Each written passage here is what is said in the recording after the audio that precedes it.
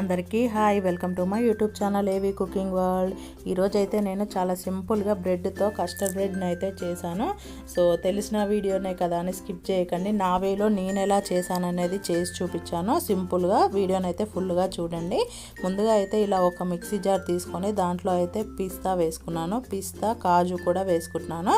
దాంతోపాటు బాదం కూడా వేసుకొని ఫ్లేవర్ కోసం ఇలాచీలను కూడా వేసేసుకొని దీన్నంతా ఒకసారి మిక్సీ పట్టేసుకోవాలి. సో ఇలా మిక్సీ పట్టేసుకొని దీన్ని అయితే సైడ్కు పెట్టేసుకోవాలి. మరి మెత్తగా పట్టేసుకోకండి. సైడ్కు పెట్టి స్టవ్ పై ప్యాన్ పెట్టి దీంట్లో అయితే పాలను వేసుకుంటున్నాను. నేను ఒక 2 గ్లాసెస్ పాలను అయితే వేసుకుంటున్నాను. ఇలా వేసుకొని మరగనివ్వాలి పాలనైతే బాగా. దీంట్లో వాటర్ ఏమాత్రం కూడా కలపకండి, టేస్ట్ బాగుండదు. దీంట్లో టేస్ట్కి తగ్గట్టుగా షుగర్ని అయితే వేసాను. మీరు మీ టేస్ట్కి తగ్గట్టుగా వేసేసుకోండి. సో ఇలా వేసేసుకొని మళ్ళీ ఒక పొంగు వచ్చిన తర్వాత మనం ముందుగానే మిక్సీ పట్టిన డ్రై ఫ్రూట్ మిశ్రమాన్ని అయితే వేస్తున్నాను దీంట్లో. ఇలా వేసుకోవడం వల్ల స్వీట్ టేస్ట్ అయితే చాలా బాగుంటుంది. సో ఒకసారి అయితే కంపల్సరీగా వేసుకొని చూడండి.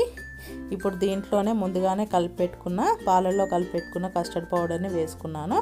ఇలా వేసుకొని దీన్ని కొంచెం గట్టిగా అవ్వనివ్వాలి. సో చాలా తొందరగానే అవుతుంది కస్టర్డ్ పౌడర్ వేసిన తర్వాత. ఇది గట్టి కాగానే దీన్ని స్టవ్ పై నుంచి తీసి చల్లారబెట్టుకోవాలి. సో నేనైతే ఇంకా స్టవ్ ఆఫ్ చేశాను.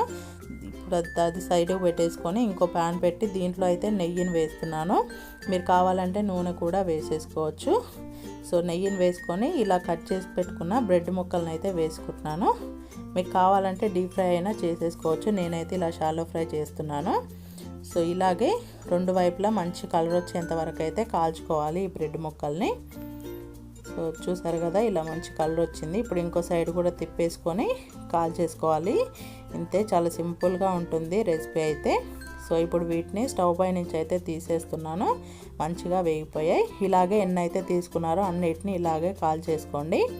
సో ఇలా తీసుకున్న తర్వాత ఇలా ఒక బౌల్ని తీసుకున్నాను. ముందుగా తీసుకొని దాంట్లో ఇలా ఒక లేయర్ అయితే మనం ఇలా కాల్చుకున్న బ్రెడ్ ముక్కలను అయితే వేసుకోవాలి ఫస్ట్.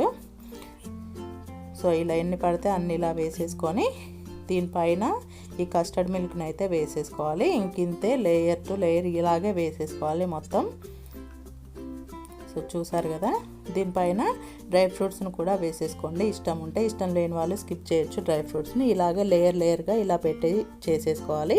ఇలా చేసుకున్న తర్వాత దీన్ని ఒక గంట సేపు ఫ్రిడ్జ్లో పెట్టి తిన్నారంటే చాలా బాగుంటుంది. ఇంట్లో చిన్నపిల్లల నుంచి పెద్దవాళ్ళ వరకు నచ్చలేదు అనే వాళ్ళు ఎవ్వరూ ఉండరు, అంత బాగా ఉంటుంది టేస్ట్ అయితే. ఒకసారి కంపల్సరీగా ట్రై చేయండి.